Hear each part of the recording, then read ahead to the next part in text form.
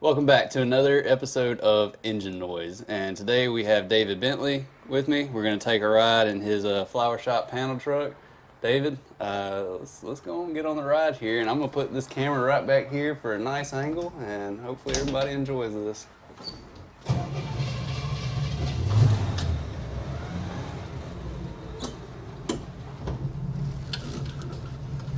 So as I've mentioned before, Engine Noise is just kind of a series to show what ownership is like and tell about the pros and the cons of owning old vehicles and driving them around. And David, your vehicle is one of those that's like, it gets used. So I'm sure you've run into stuff before, and it's, it comes out of nowhere with these old vehicles. Like, unlike some people like myself, even like I drive mine, and I probably don't drive mine as much as you do. So Oh, definitely. Yeah, I've had, I guess, a couple of little issues with a radiator leaking in a spot.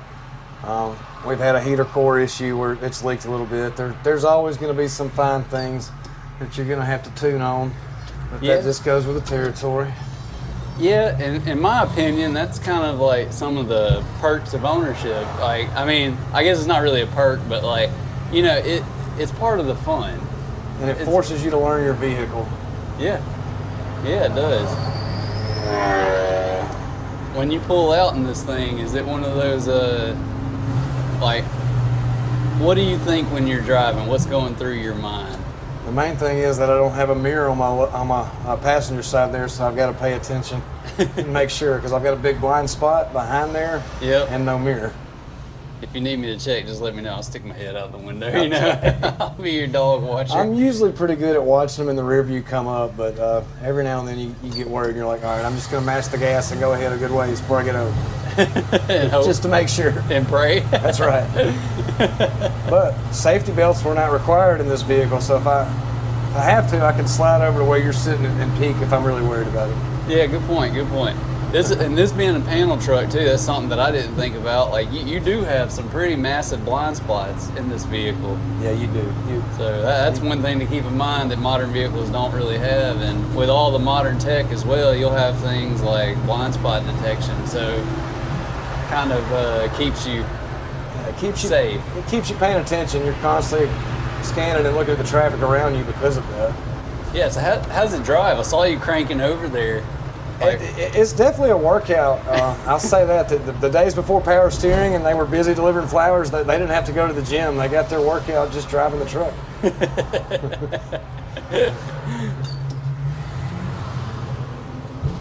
That's something that you definitely don't experience on modern cars, is no power steering. Power steering is it just comes with it these days. It makes you appreciate where we've come from, that's for sure. Oh yeah, definitely. And where we've gone.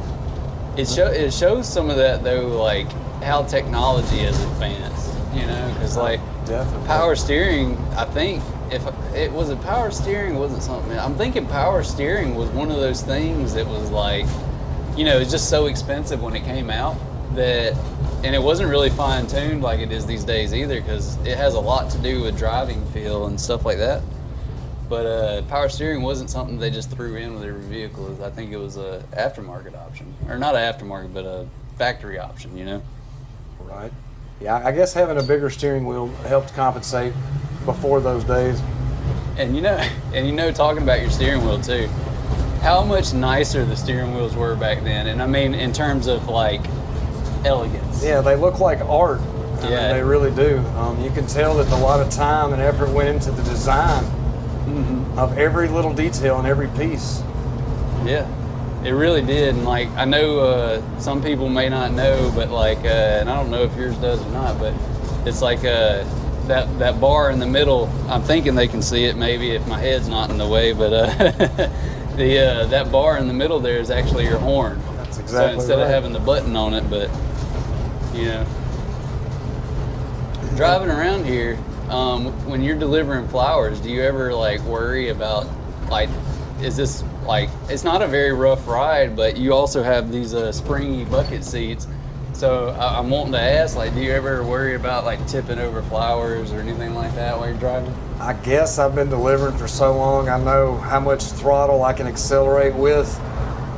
through a turn without tipping a vase over. Okay. And there's an art to that, because if you hit a bump while you're at that point, it will go ahead and tip. So if you're about to hit bumps in the road, you got to compensate for that. I gotcha. Yeah, that's something that you know, it drives a lot smoother than I was really expecting it to. Like, just in all honesty, like, not because I doubted your the restoration you got done, but just because of my experience with old cars. You know, I expected it to be a bit more rough and maybe. I guess the weight, you know, and the way they got it balanced, it floats pretty well. Is that something that you had them touch up when you had them restored, or did they touch the suspension at all? Or no, I mean, everything's the same as it would have been. There was no point. We felt like, you know, and he had, the guy that helped me with the restoration, James, he said that the old ride was very good. He thought that I would be happy with it, and I'm more than happy with it. Yeah, it's driving awesome in my opinion. Like, I mean, for me, I love that old feel. Like, I discussed this with you a little bit earlier too when I was discussing those brakes on my car. But you know, I love that old feel of the cars, and like even just riding around it, I'm like, this just feels really cool. Like, I'm sure it's different driving, but you know. Oh yes, definitely. But I mean, I like the fact that there's suspension on the seats as well. If you think about it, nowadays a bus driver or an 18-wheeler driver is pretty much the only people that get suspension on their seats. You know. We should go back to that. Because the newer cars don't take the bumps as well. Yeah, I can go over the railroad tracks doing 20 miles an hour in this thing, and it doesn't jar my teeth out as bad as if I do it in my new car. I wonder if anybody like would consider that a bonus or a plus though, or if that's worse. From the engineering standpoint, I actually think it's probably worse, based on like. Statics and dynamics, but you know, thinking from the user standpoint, I'm like, I wonder if a user would consider that better or not. Like, I don't know. It's just a question that's going through my head. You know. Well, and you'd have to learn how to compensate for it, because you know you're obviously moving, but I think that your body most people's body could adjust to that. Oh yeah. I think so, definitely. But yeah, for it to be 60 years old, I think the engineering is very impressive to me for how good the quality of ride is. Oh yeah. How's the transmission hold up to modern vehicles? Like, do you, I like the torquiness to it. I guess with it being that 2-speed, they were designed with these work trucks for driving in town. If you let out of the gas, it's idling down pretty fast. So if you know how to drive it there, you're not going to have to work your brakes near as much. So I think it was geared perfect for in-town driving. Yeah. When you're riding around town and stuff, I'm sure plenty of people know this truck since you work here, deliver flowers, and grew up here. Definitely. How is the presence of it? You get a bunch of like. Oh, I have people waves. all the time. Yeah, they'll say, "I saw you, you know, out in Burning Tree," or "I saw you the other day on Stratford." And I had a guy today tell me that. He's like, I saw you over there in Quince, and then I went to the gas station, and you're here. He wanted to see it. He had not seen it, so I had to show him the truck while I was getting gas, but it's great. And I've seen a lot of people say, I saw it sitting at your building for 25, 30 years, and the smile on their face was just, it made it for me. You could let them see that happiness, that they were astounded that this thing was back out on the road, that they couldn't be any happier because they didn't think that it would ever get back out on the road. And I've had probably 15 or 20 people tell me that. I bet 5 or 10 of them were at Point Mallard that day that I met you. Yep. And they were like, I didn't think this day would ever come. And I was like, it's here. It's back, and we're back delivering flowers and back in business. What's your thoughts on that? Do you like you know, I'm sure it's positive. Like, what's your thoughts on when people are like wanting to talk and stuff? Is that like, because I know that makes my day. That's what I'm trying to it lets me know that the lengthy restoration process that took about a year was worth every minute of it.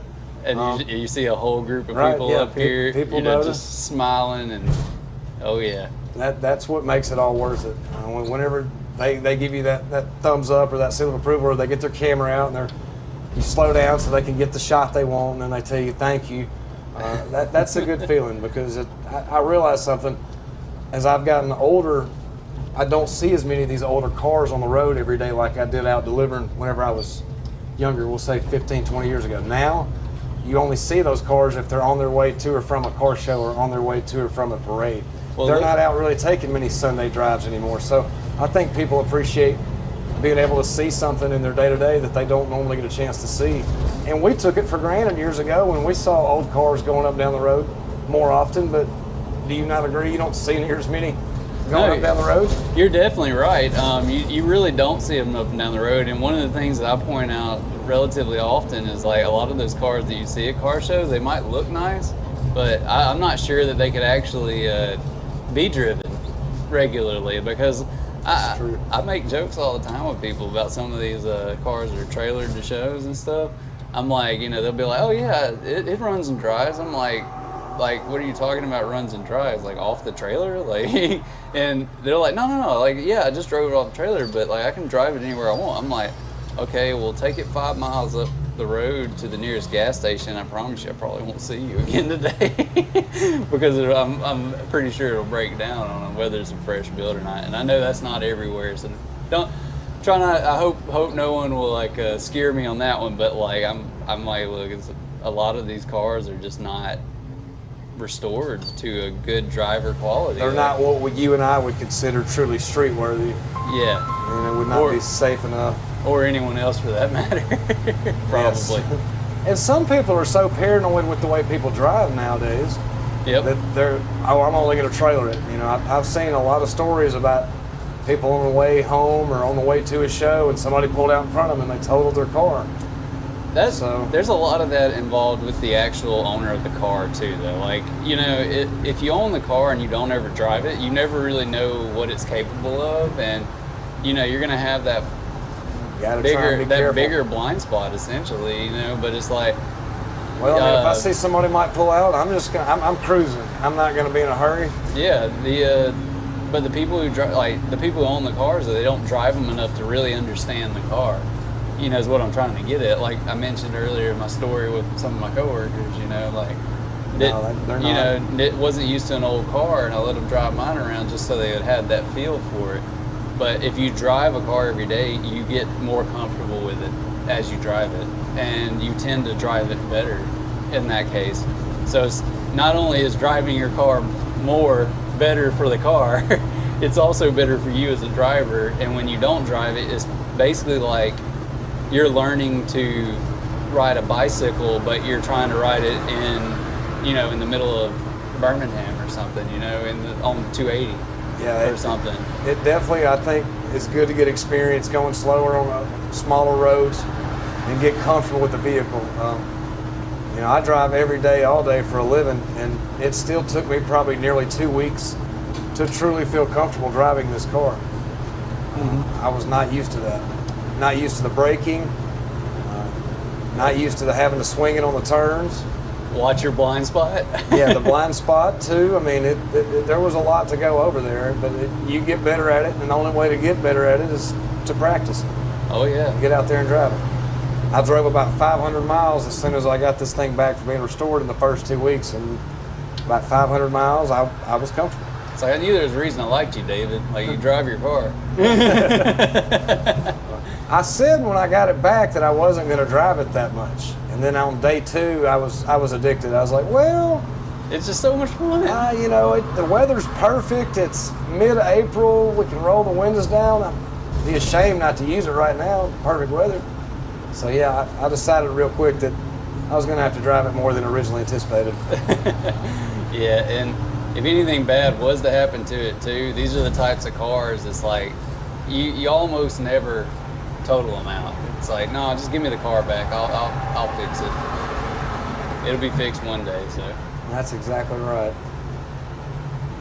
Best thing to do. But I hopefully, knock on wood, won't have to deal with that. This is the plan.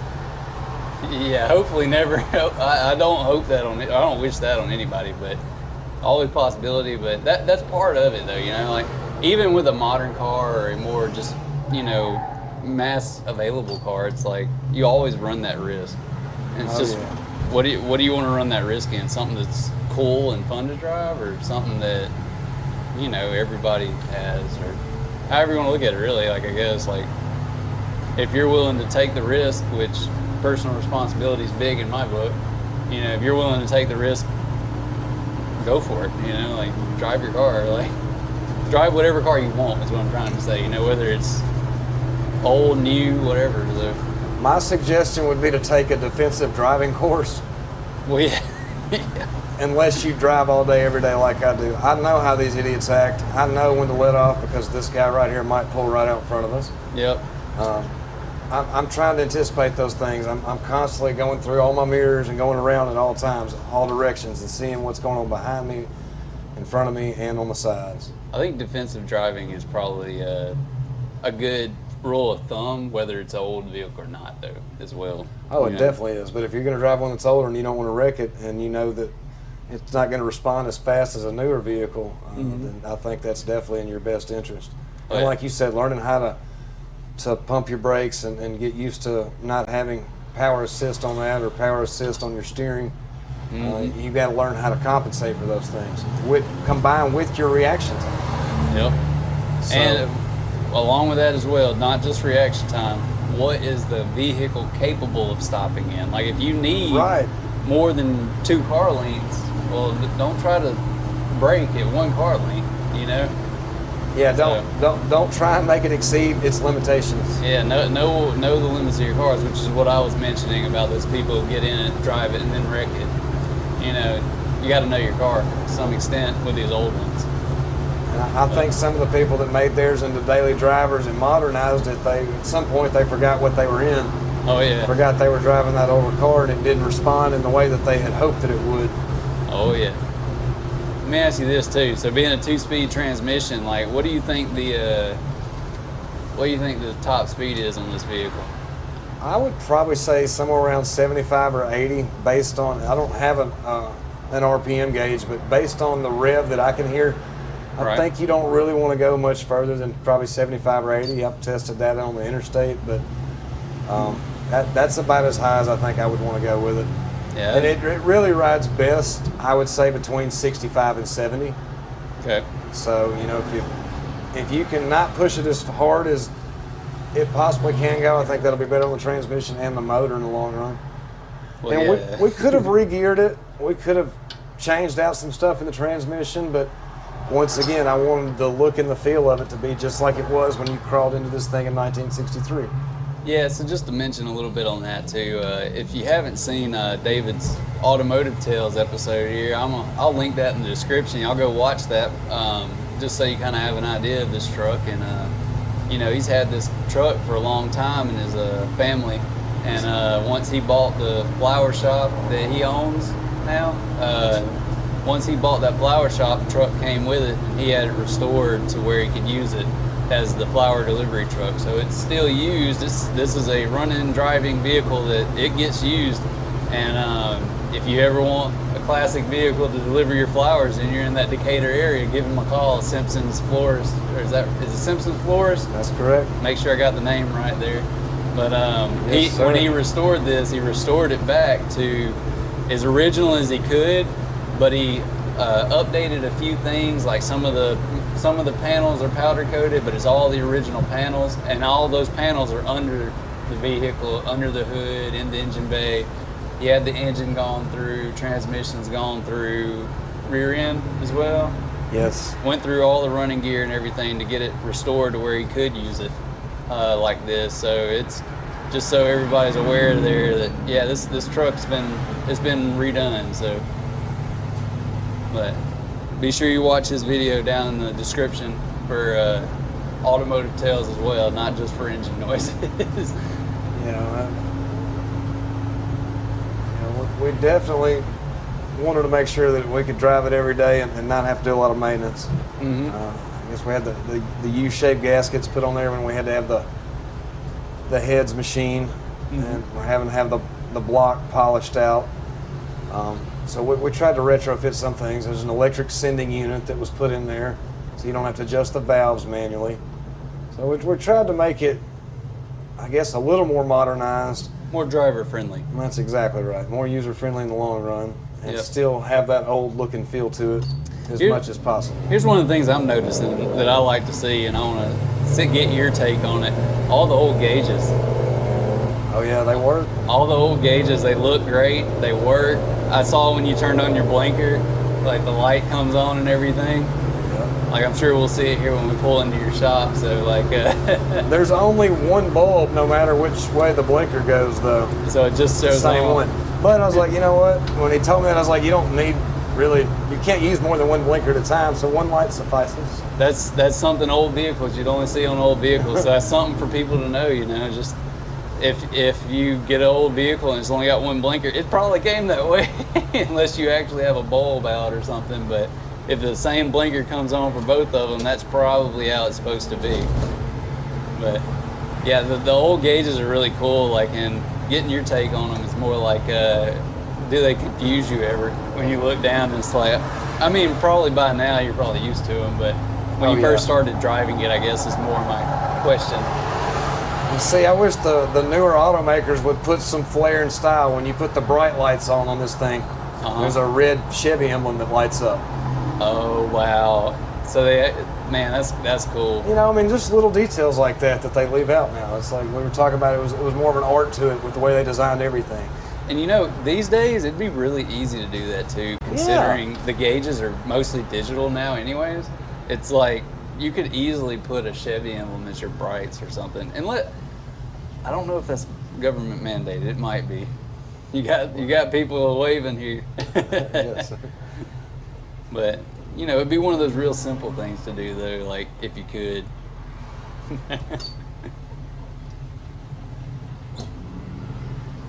Part of the fun right there, getting people waving at you. Yes, definitely. Definitely. See, that's one of the things in these old cars too. You could go cruising and people are gonna love it. And you could just, for me personally, if I go driving my car around, I have to justify it because it's just wasting gas. Right. Driving my old car around, I don't ever have to justify it. It's like I'm going to drive around, show my car off, have a good time, get people worked up, you know, thumbs up in, hooping, hollering. These cars are more fun to cruise in, though. They really are. Oh yeah. That's just a fact. Oh yeah. Well, David, man, I appreciate you taking me out for a ride here. It's a lot of fun, you know. We'll be pulling back anytime, man. We'll do it again. Be pulling back into your driveway here, but hopefully everybody learned something there, and we'll catch you in the next Automotive Tales or Engine Noises.